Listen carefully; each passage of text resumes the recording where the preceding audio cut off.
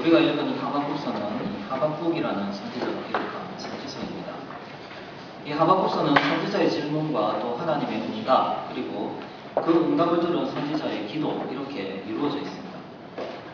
첫 번째 질문에서 이 하박국 선지자는 자기 눈앞에 펼쳐진 그 죄악과 폐역 때문에 하나님께 호소를 합니다. 죄악과 폐역과 또 겁탈과 강포가 만연해 있는 거죠. 그래서 하나님을 믿는 의인들이 강포를 일삼는 악인들에게 둘러싸여서 고통을 받고 있었던 것입니다. 여기서 말하는 악인은 언약 백성인 이스라엘 안에 있는 악인을 말합니다. 왜냐하면 아직 바벨론의 침략을 받은 것이 아니고, 무엇보다 선지자가 이 악인들 때문에 율법이 해이해지고 정의가 시행되지 못하고 있다고 말하고 있기 때문입니다. 하나님을 믿는다고 하면서, 또 하나님의 백성이라고 하면서 하나님의 율법을 지키지 않고 도리어 죄악과 강포를 일삼는 악인들이 있다는 것입니다. 이러한 선지자의 호소에 하나님은 응답해 주셨습니다. 바로 그 악인들보다도 더 무섭고 더 악하고 더 강포를 일삼는 갈대아 사람을 일으켰다라는 것입니다. 이 갈대아 사람들이 하나님의 심판의 도구가 되어서 이스라엘을 쳐들어올 것인데, 아무도 그 강포 앞에 당할 자가 없다라는 것이죠. 이 응답을 들은 선지자는 한 번 더 하나님께 질문을 던집니다. 일단 선지자는 하나님께서 악인들을 심판하시기 위해서 갈대아 사람, 그러니까 바벨론을 일으키셨다라는 것을 인정합니다. 하나님의 심판의 도구가 있다는 것은 하나님의 백성에게 있어서 분명 경계가 되는 것입니다. 하지만 하박국 선지자에게 여전히 이해되지 않는 것이 하나 있었습니다. 그것은 하나님은 악과 폐역을 참아보지 못하시는 분이시다라는 사실입니다. 즉 하나님은 악을 용납하지 않으시는 분이십니다. 그런데 이러한 하나님께서 일으키신 그 갈대아 사람들이 너무너무 악한 자들입니다. 이스라엘 안에 있던 그 악인들보다도 더 무섭고 더 악하고 더 배역한 자들이었습니다. 그리고 매우 교만한 자들이었습니다. 그런데 이런 자들이 쳐들어올 때 하나님을 믿고 하나님을 기다리고 있었던 그 의인들은 어떻게 되겠습니까? 하나님께서는 이 갈대아 사람들을 사로잡아 모은다라고 하셨는데, 그러면 의인들도 포로로 끌려가게 되는 것이 아니겠습니까? 자신들이 원했던 것은 그 이스라엘 안에 있는 그 악인들에게서 벗어나는 것, 이것을 원했는데 도리어 더 악한 자들에게 삼켜지는 결과가 되어버린 것입니다. 하박국 선지자는 이게 도저히 이해가 안 됐던 거예요. 그래서 하나님께 이게 과연 정당합니까? 라고 다시 한번 질문을 던진 것입니다. 여기에 대해서 하나님께서 주신 답은 바로 의인은 믿음으로 말미암아 산다는 것입니다. 하나님을 믿는 의인들이 고난을 당합니다. 하나님을 믿기 때문에 고난을 당하죠.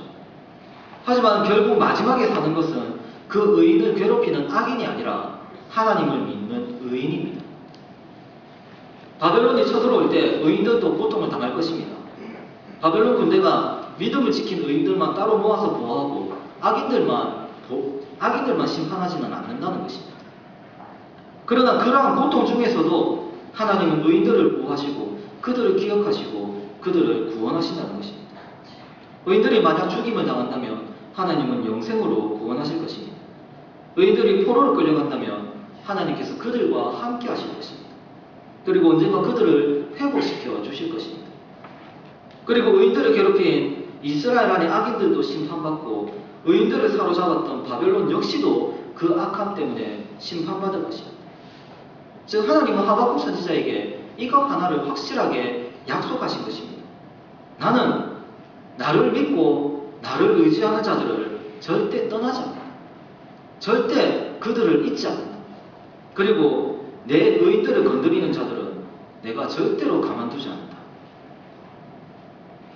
하나님을 믿는다고 고통이 없다는 말이 아닙니다. 하나님을 믿는다고 일이 다 잘 풀린다는 말이 아닙니다. 비록 고난이 있을지라도 하나님께서는 의인을 반드시 구원하시겠다고 확고한 약속을 주신 것입니다. 하나님이 이 약속을 들은 하박국 선지자는 하나님께 기도로 노래합니다. 사실 하나님의 심판을 생각할 때 노래가 잘 나오지 않을 것입니다. 심판을 생각하면 두렵고 떨리겠죠. 어떻게 노래가 나오겠습니까? 하지만 선지자는 노래합니다. 그리고 오늘 우리가 읽은 이 본문은 이 노래의 결말 부분입니다. 즉 선지자가 왜 노래할 수밖에 없는지를 보여주는 말씀이라고 할 수가 있습니다. 그래서 오늘 우리는 이 말씀을 통해서 선지자가 기뻐했던 이유를 함께 살펴보고자 합니다. 오늘 말씀 중에 17절과 18절은 이 가스펠 가사에도 나오듯이 성도들에게 사랑받는 구절 중에 하나가 아닐까 하는 생각이 듭니다. 17절과 18절에서 하박국 선지자는 이렇게 노래하고 있습니다. 비록 무화과 나무가 무성하지 못하며 포도나무에 열매가 없으며 감람나무에 소출이 없으며 밭에 먹을 것이 없으며 우리의 양이 없으며 외양간에 소가 없을지라도 나는 여호와로 말미암아 즐거워하며 나의 구원의 하나님으로 말미암아 기뻐하리로다. 우리는 이 구절을 통해서 우리가 어떠한 어려움과 또 부족한 상황에 처하더라도 하나님으로 인하여 기뻐할 수 있어야 한다는 것을 배웁니다. 비록 내가 부유하게 살지 못하고 조금 건강하지 못하고 또 인물이 뛰어나지 못해도 우리는 하나님 때문에 기뻐할 수 있어야 한다는 것입니다. 데살로니가전서 5장 16절에서 하나님께서는 항상 기뻐하라 라고 하셨습니다. 기쁨은 구원을 받은 성도의 가장 큰 덕목이자 자연스러운 반응입니다. 하지만 우리는 때로 하나님께서 내게 주신 것 때문에 내가 기뻐한다라는 착각에 빠질 때가 있습니다. 즉 하나님이 내게 돈을 주시고 음식을 주시고 좋은 지위를 주시고 명예를 주시고 또 자녀들을 성공하게 하시고 하나님이 우리에게 주신 것 때문에 기뻐할 때가 많다라는 것입니다. 하지만 성도의 진정한 기쁨은 이런 것들 때문에 주어지는 것이 아닙니다. 항상 기뻐하라라는 그 하나님의 말씀은 내게 무엇이 있고 없고 이것 때문에 기뻐하라는 것이 아니죠. 그것이 아니라 우리가 기뻐할 수 있고 또 기뻐해야 하는 이유는 바로 우리를 구원하신 하나님 때문입니다. 그렇기 때문에 오늘 본문에 나오는 이 하박국 선지자의 고백은 또한 우리의 고백이 되어야 합니다. 왜냐하면 하나님 때문에 기뻐할 수 있는 사람은 하나님 한 분만으로 만족할 수 있기 때문입니다. 하나님 때문에 기뻐할 수 있는 사람은 내가 부자가 되었다는 그 사실 때문에 기뻐하는 것이 아니라 내 아들, 딸이 성공했다는 이유 때문에 기뻐하는 것이 아니라 그것을 주신 하나님 때문에 기뻐하는 것입니다. 이러한 사람들은 하나님께서 그것을 설사 거두어 가신다 하더라도 하나님 때문에 기뻐할 수 있습니다. 내게서 물질을 취하셔서 내게 경제적인 어려움을 주신다고 하더라도 또 내게서 건강을 취하셔서 내가 약하게 된다고 하더라도 사랑하는 가족, 그것도 사랑하는 자녀들을 하나님께서 먼저 데려가신다고 하더라도 그것 또한 나를 향한 하나님의 뜻이 있음을 알기 때문에 또 모든 것이 합력하여 선을 이루게 하시는 것임을 알기 때문에 기뻐할 수가 있는 것입니다. 욥의 경우를 한번 볼까요? 욥이 자기의 부유함, 또 자기의 자녀들, 자기의 건강함 때문에 그것 때문에 기뻐하고 하나님을 잘 섬기겠습니다. 아니죠. 사탄이 뭐라고 이야기를 합니까? 사탄은 하나님이 욥에게 이런 것들을 주셨기 때문에 하나님을 경외하는 것이다 라고 욥을 비난했습니다. 그러자 하나님이 사탄한테 그럼 한번 시험해봐라 라고 하시죠. 그래서 사탄이 그 부유함, 자녀들, 그리고 건강 다 빼앗아버립니다. 그때 욥이 하나님을 배신했습니까? 오히려 욥은 주시니도 여호와시오 거두시니도 여호와시오니 여호와의 이름이 찬송을 받으실지니이다 하고 하나님을 찬송했습니다. 왜 그렇게 할 수 있었습니까? 욥이 진정으로 원했던 것은 부자가 되는 것, 자녀들이 성공하는 것, 건강한 것 이것이 아니라 여호와 하나님 그분을 원했고 그분을 누렸고 그분 때문에 기뻐한 사람이기 때문입니다. 창세기 15장 1절에서 하나님께서는 아브라함에게 나타나셔서 나는 너의 지극히 큰 상급이라고 하셨습니다. 내가 하나님 자신이 아브라함에게 큰 상급이라고 친히 말씀하신 것입니다. 땅이 없는 아브라함에게 땅을 주시는 것이 상급이 아니라 그 땅을 주실 것이라고 약속하신 하나님 자신이 상급이라는 것입니다. 아들이 없는 아브라함에게 아들이 상급이 아니라 아들을 주시겠다고 약속하신 하나님 자신이 바로 아브라함의 큰 상급이라는 것입니다. 물론 아들과 땅도 상급이죠. 하지만 그러한 좋은 것들을 주시는 하나님이 아브라함에게 진정한 상급이고 진정한 복이었던 것입니다. 아브라함이 자기 생전에 땅이 있었습니까? 아니요, 아브라함은 평생 그 땅에서 떠돌이로 살았습니다. 어떻게 보면 아브라함 개인에게 있어서 그 하나님의 약속이라는 것은 참 무의미한 것이 될 수도 있습니다. 하지만 아브라함은 언젠지는 모르지만 언젠가 그 약속을 이루실 하나님 때문에 기뻐할 수 있었던 것입니다. 그렇기 때문에 하나님이 이삭을 바치라고 할 때 아브라함은 하나님 때문에 자신의 하나뿐인 아들도 바칠 수가 있었던 것입니다. 우리는 성경에 나오는 많은 믿음의 선배들이 하나님으로 인해서 즐거워하고 기뻐했던 사람들이었다는 것을 알 수가 있습니다. 사실 성경에 나오는 신앙인들의 삶은 이 세상에서 잘 먹고 잘 사는 그러한 삶이 아니었습니다. 그런 분이 없는 것은 아니지만 모두 다가 그런 것도 아니었다는 것이죠. 특히 신약 성경에 나오는 사도들의 삶은 더 그랬습니다.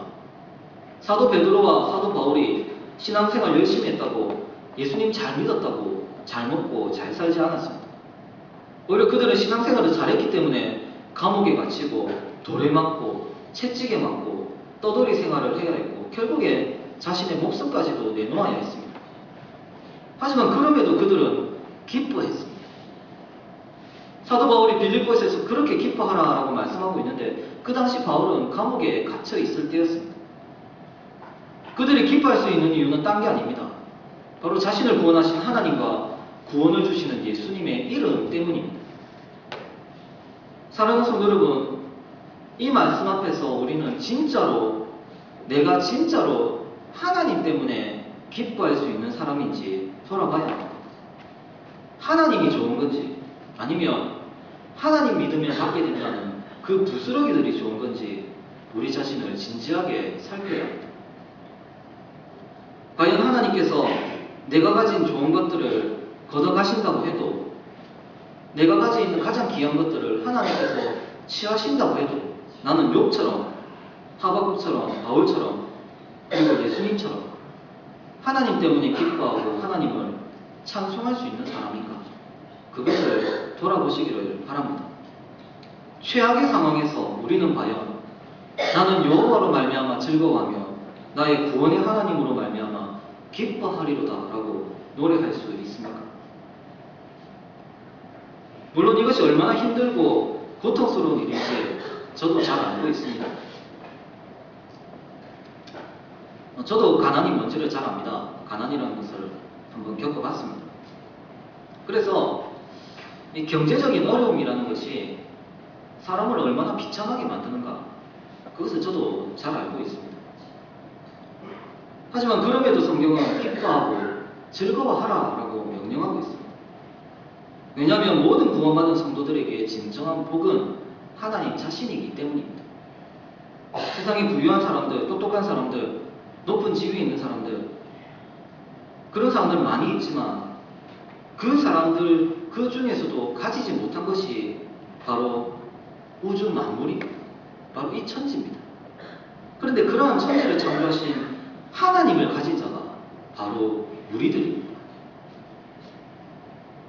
우리에게 경제적 어려움이 찾아올 때, 우리에게 몸과 마음의 고통이 찾아올 때 하나님께서는 우리에게 이렇게 말씀하십니다. 내가 너의 지극히 큰 상급이다.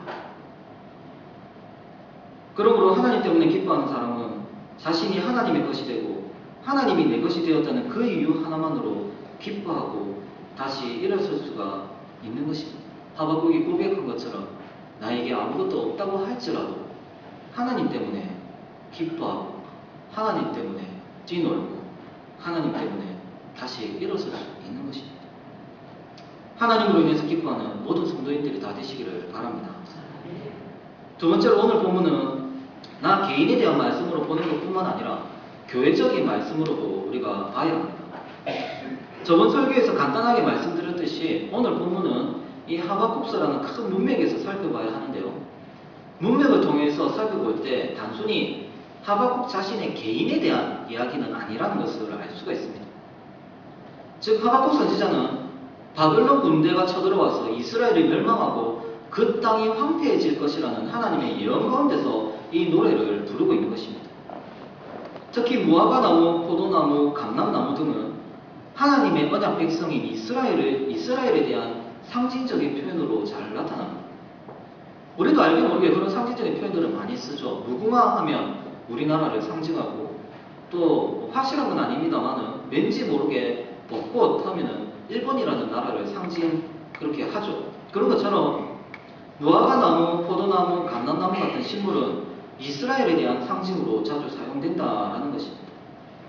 그리고 밭도 마찬가지입니다. 성경은 하나님의 백성의 공동체를 종종 밭으로 비유할 때가 많습니다. 예수님의 비유에서도 그런 것이 많이 있고, 바울도 교회가 하나님의 밭이다라는 표현을 사용하고 있습니다. 즉 밭이라는 것도 이스라엘을 나타내는 표현입니다. 또 양, 소 같은 동물들 역시도 하나님의 백성을 상징하는 표현들입니다. 양이 하나님의 백성을 상징한다는 것은 잘 아실 것입니다. 그리고 소나 양이나 염소, 산비둘기, 집비둘기는 전부 다 성전 제사에 사용되는 동물들이죠. 이외의 동물은 절대 성전 제사에서 사용될 수가 없습니다. 왜냐하면 제사라는 것은 이스라엘 백성들이 자기 자신을 하나님께 바친다라는 의미도 강하기 때문입니다. 그렇기 때문에 거기서 바쳐지는 이 양이나 염소나 소, 그리고 비둘기 같은 동물은 이스라엘 자신을 상징하는 동물인 것입니다. 이처럼 무화과나무, 포도나무, 감람나무, 그리고 밭, 소, 양, 이 모든 것이 이스라엘에 대한 상징적인 표현이라면 이 17절 말씀은 바벨론의 침략으로 멸망당해서 황폐해져 버린 예루살렘과 이스라엘을 가리킨다라고 할 수가 있습니다. 바벨론이 쳐들어와가지고 이제 아무것도 안 남은 거예요. 단순히 내 재산이 별로 없다, 내가 가진 게 별로 없습니다, 이걸 넘어서서 하나님의 나라, 하나님의 도성, 하나님의 성전이 있던 그 땅이 이제는 완전히 텅 비어버린 황무지가 되어버렸던 것입니다. 예레미야서에 보시면 이 바벨론의 침략 이후에 이 땅이 어떻게 될 것이냐를 예레미야서가 참 재미있게 표현합니다. 그 땅이 공허하고 비었다라는 그런 표현을 사용합니다. 아무것도 없다라는 것이죠. 사실 아무것도 없지는 않습니다. 그 땅에 여전히 사람들이 살았습니다. 그런데 아무것도 없다는 거예요. 하나님의 그 나라였던 이스라엘이 멸망당해버리니까 성전이 파괴되고 예루살렘 성벽이 파괴되고 하나님께서 주셨던 그 모든 좋은 것들을 누릴 수가 없게 되어버린 것이죠. 다 빼앗겨버린 것입니다. 하나님의 백성이라고 하는 자들이 그 땅에서 쫓겨나서 텅 비어버렸다는 것입니다. 하박국서 안에서 보면 이 이스라엘 안에 두 종류의 백성이 있습니다. 한쪽은 하나님을 믿는다고 말은 하면서 하나님의 말씀에 순종하지도 않고 오히려 하나님을 잘 믿는 사람들을 괴롭히는 악인들입니다. 그리고 다른 한쪽은 이러한 악인들의 핍박 가운데서도 하나님을 의지하고 하나님을 믿는 참 성도들입니다. 이스라엘 땅에 있는 그 악인들이 예수님께서 말씀하신 그 밭에 뿌려진 가라지라면 의인들은 하나님이 뿌리신 알곡들입니다. 하나님께서 이제 악인들의 죄악을 두고 보지 아니하시고 그 악인들을 심판하시겠다고 하박국 선지자에게 말씀하셨습니다. 예수님 비유대로라면, 예수님 비유를 끌고 와서 우리가 설명을 하자면, 알곡을 위해서 계속 참으셨던 하나님께서 이제 바벨론이라는 낫을 들고 알곡과 가라지를 분리하여서 가라지를 불에 태우실 날이 이르렀던 것입니다.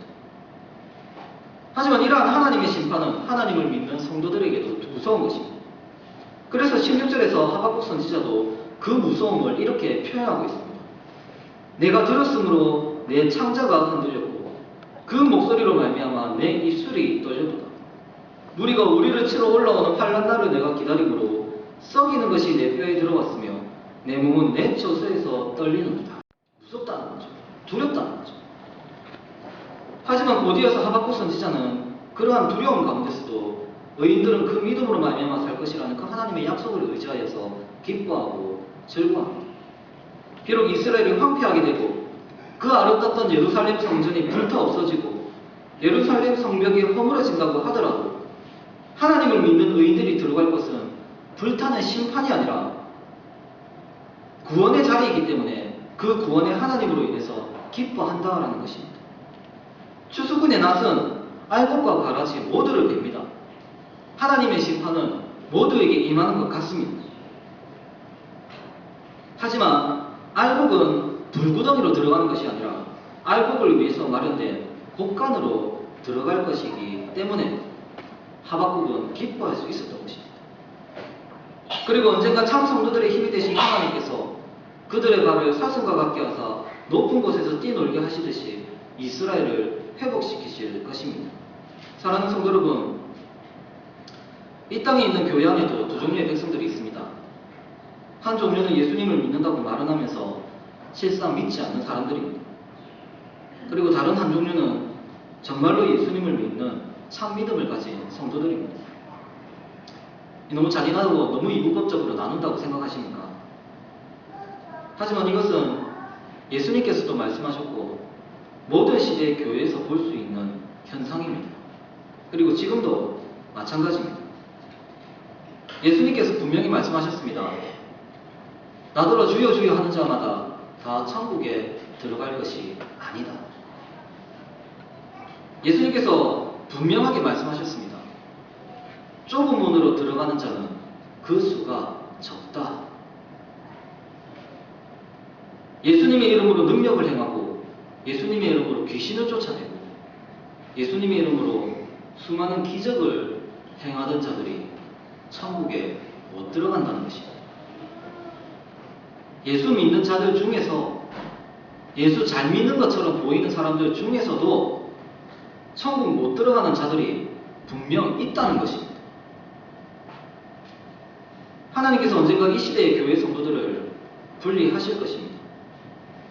하나님께서 심판의 낫을 들고 알곡과 가라지를 떼어내고 알곡과 가라지를 분류해 내실 것입니다. 성도 여러분, 그때 우리는 어디에 속해 있어야 하겠습니까? 우리 모두는 알곡으로 분류되어서 준비된 곳간에 들어가는 자들이 되어야 할 것입니다.